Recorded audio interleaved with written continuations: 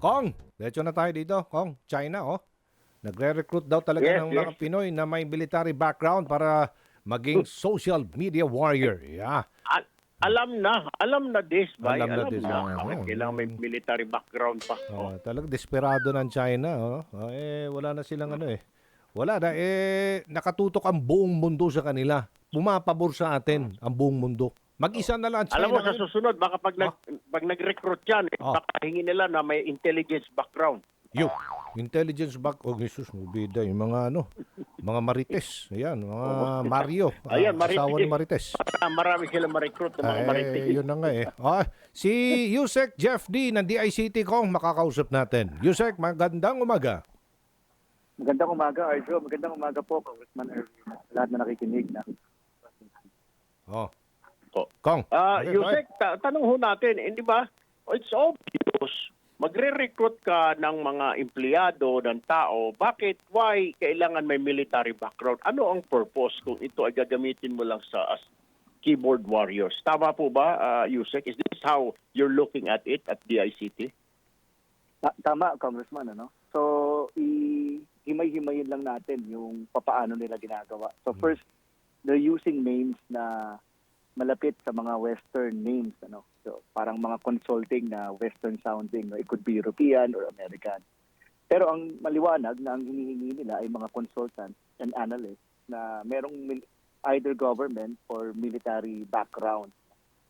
Requirement nila is may bachelor's degree at nag-serve sa military, either reservist or active duty na nag-retire, something like that.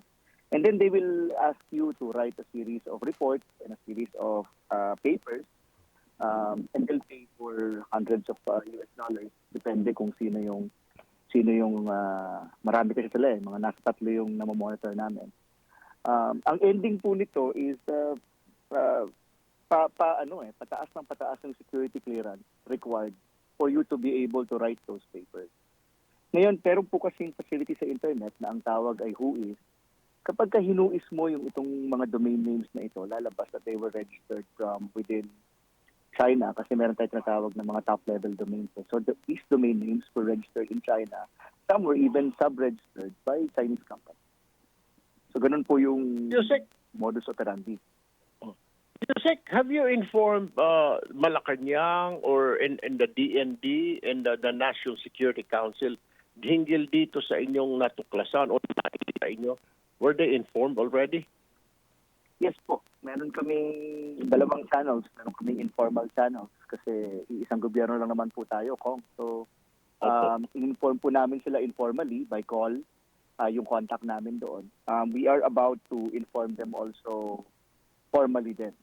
Yun yung kailangan. At saka meron din tayong National Cyber Security Interagency Committee and we will respond to that committee. Pero nung December pa po, actually, alam na rin po ng DND yan, alam na rin po ng intelligence community po yung tungkol sa recruitment na yan. Meron ho ba kayong babala sa mga kababayan na pag-operate or pagbigay ng information? Won't it fall under treason, Yusek, pag ikaw Filipino, may military background ka, and then nagbigay ka ng mga info sa dati mong trabaho, how many equipments, ano ang military strategy pag nilusob ang Pilipinas? Di ba pag binigay mo yung mga nalalaman mo, it could fall under treason? At thank you po, Honorable Congressman. Tama po kayo, that is treason. At saka gusto ko lang din pong sabihin na yung mga alam po natin na akala natin walang connection, kasi kahit naman po ako, hindi ko po alam lahat. Yung clearance ko po, hindi naman umaabot doon sa clearance, halimbawa, ng mga negotiations with the Department of National Defense. Minsan po kasi ang ginagawa nila, akala natin harmless yung sasabihin natin information. So, babala lang po sa mga kababayan natin na maaaring masilaw sa mga ganitong offers, lalo yung mga nagtrabaho po ng security clearance sa gobyerno. Hindi po porke akala natin wala siyang harmless siya, hindi nila ma-ugnay yan. Siyempre, if the report came from one person and then another report from another person, hanggang 5 tao, mabubuo din nila yung full picture. baka mas marami pa silang alam kaysa ron sa isang tao na gumawa ng analyst report in their behalf. Opo, ang kinakatakot lang kasi natin dyan, Yusek, ay itong pag mga information na tatanungin na yung ilan ng manpower, ano ang capability ng Air Force, ng Navy, yung mga tinatawag na ammo depot natin, pati yung mga military strategy. Kung for example, pag ano ang teaching sa inyo kung lulusubin ng isang lugar, nakahanda ba, paano military, defense, yun ho yung nakakatakot dyan, Yusek, kaya military ang kinukuha nila, di ba? Tama po. Tsaka, I'm sure sa first level or first stage ng tanong, hindi nila tatanungin yun. Pero kahit yung halimbawa, sabihin mo lang kung ilang buwan ba ang isang training, ano ba yung mga required training bago ka maging colonel or senior officer and above, yun, those are already important eh. So hindi rin natin dapat binadivulge po yan. Panghuling kasanungan lang sa akin na Yusek, before I turn it over to Bay Aljo. Itong, wala ho ba kayong gagawing step to remind yung mga kababayan natin, baka may mga nila na this is treason, if you give info, parang flyers or something, a reminder siguro kahit sa radio, television, para medyo mamulat yung mga retired natin dyan o yung mga dating militar na pag gano'n na pinasok nila, delikado yan. At siguro, Congressman, I will let the Armed Forces of the Philippines and the Department of National Defense handle that. Kasi naman, DICT is a civilian organization. But we will, take seriously yung inyo pong mungkahi and we will propose the same to. Yun. Oo. Yun lang nga, tama yun. Alright, bye. Tama yun, Kong, no? Kasi ito yung sinasabi mo, potential security risks associated dito sa recruitment drive dahil marami ang nagpayag ng interest dito, mga kahit na active military and retired military personnel. Yun yung delikado dyan eh. Treason, tama yan, Kong, pwede. Pwede silang masampa ng kasong treason yan sa RPC, Revised Penal Code natin. Hindi, diba? kaya nga maganda by Aljo yung suggestion natin, i-remind ito mga dati, ang AFP siguro through AFP and DND maglagay ng mga plug dyan sa TV, radio, o newspaper or bigyan ng instruction na kapag kayo ay nagbigay ng info sa inyong mga company, lalo na kahit na foreign kahit nilang China by Aljo magbigay ka ng info sa mga kumpanya nagtatrabaho sa isang foreign company, kahit na alay natin yan, pwede ka pa rin makasulat ng treason. Because lahat ng alam mo, especially if you're in the military, you're the intelligence, you should keep it to yourself. Tama. Because yan ay parang yung loyalty to your country. Oo. Tama ba, Yusek? Are you there, sir? Of course, Yusek? Sir Arjo at saka Congressman. Yes. Hindi ba Tama yun. Kahit na sa allies natin, we are our own country, we are a sovereign state, and our secrets are our own. Alright, sige. Kong, wala ka nang may dadagdag na tanong? Wala na. Okay, sige. Maraming salamat sa inyong oras. Undersecretary Jeff D. ng DICT. Yan, thank you. Maraming salamat. Kontakin ninyo, dapat magaling daw, proficient writing skills. Bachelor's degree holder. Higher Baka pa. ang susunod dyan by Aljo, pag natanggap na siguro sabihin, dapat may mga litrato kayo ng mga gamit ninyo dyan, mga tangke, eroplano, barko. Nako. Or mga litrato ng inyong installation, ng litrato ng Fort Bonifacio Camp Aguinaldo. May litrato kayo ng Malacanang, mas mahal may bonus kayo kung may litrato kayo na loob ng Malacanang. Nako, nag-upgrade pa naman tayo ngayon dahil binubusan na natin ang pondo. Diyan sa external threat ng ika nga. Itong China talaga. Yan na nga eh. Well, anyway, si Kong, nandito na. Si IT analyst Art Samaniego. Art, good morning. Ay, magandang umaga po. Art, kasama natin si Congressman Erwin Tulfo. Yan. Okay. Good morning again. Good morning po, Congressman. Kong, ikaw muna, Kong. Sige, I heard na kayo yata ho nakatalisod nito at ay binigay ninyo ang info sa mga otoridad.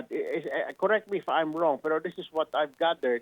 Mukhang galing ho yata sa inyo ito o inanalyze ninyo. Mukhang and then positive nga na ito ay nagre-recruit ang China ng mga Filipino na mga na mga for employment, pero dapat may mga military background. Correct, Sir? Opo. Opo, tama po. Nakita ko kasi to yung recruitment ad, lumabas siya sa feed ko. Tapos nagtaka ako bakit. Meron naman siyang website eh. Nung pinuntahan kong website, legitimate US company, yung website. Okay. Pero nagtaka ako bakit iba yung email address na pinapadalan. So sinerch ko yung email address. Oh. Nagtaka ako, nung nag-whois ako, nakalagay doon China. Uy. So ang ginawa ko, tinawagan ko yung US company. Tinanong ko, yung bang, kasi militarymedia.com yung pangalan ng US company.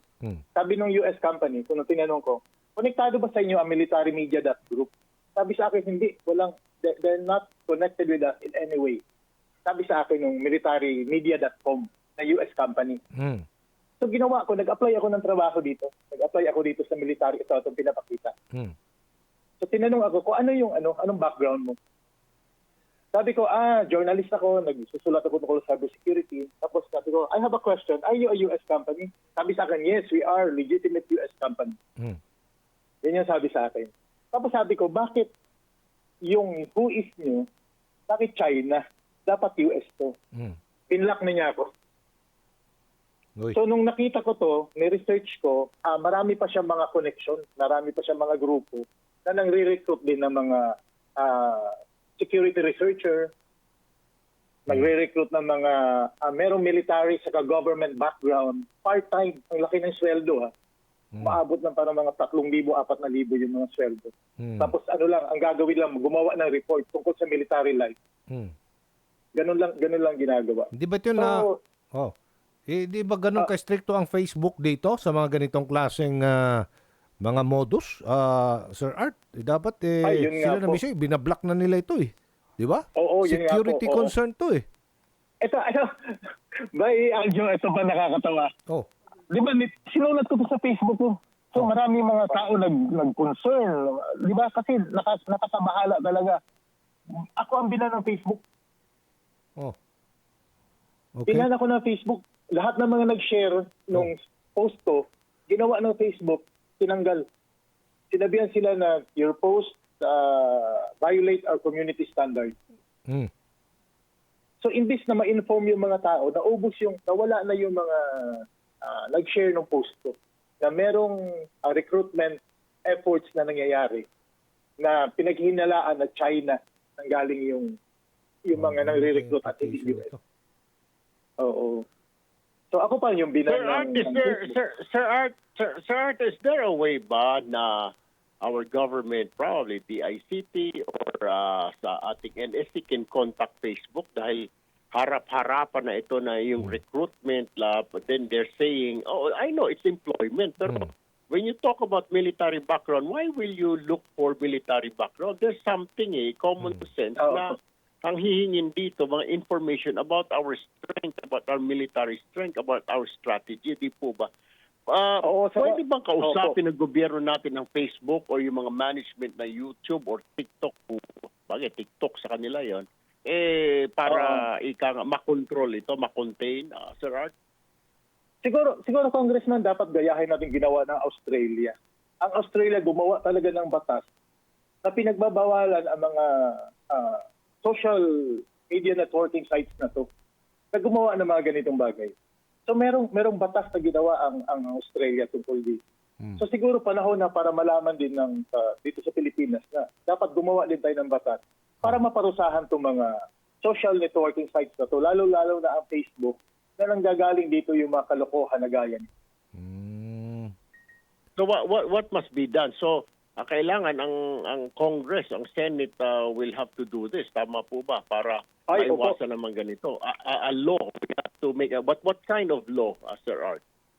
So sir, ang suggestion namin kasi dapat yun nga gumawa ng batas tungkol dito na halimbawa dagdagan yung mga parusa o warningan o tawagin ang pansin ng mga social media networking sites na to. Pagkatapos, ang gagawin sa kanila pagmultahin ng malaki. Tama. So dapat yun yung ginawa ng Australia. At dapat tinutusan ng Australia ang mga to na meron silang mas stricto na pag-vet ng mga sponsored post. Kasi itong sponsored post nakita ko, nire-recruit ako. Siguro targeted ako. Nung tinignan ko, ang mga tina-target nito, 24 pataas. Sino 24 po? years old sila. Sir Art, sino mga ngasiwan yan? Yeah, go ahead, Kong. Go ahead. Hindi, tama yung question ko. Sino mga ngasiwa dyan ngayon? Sir Art, kung DICT ba? Is it Department of Defense na magmo-monitor itong activities ng mga social network na ito? Or PCOO ba ang dapat dyan? Meron po kasing monitoring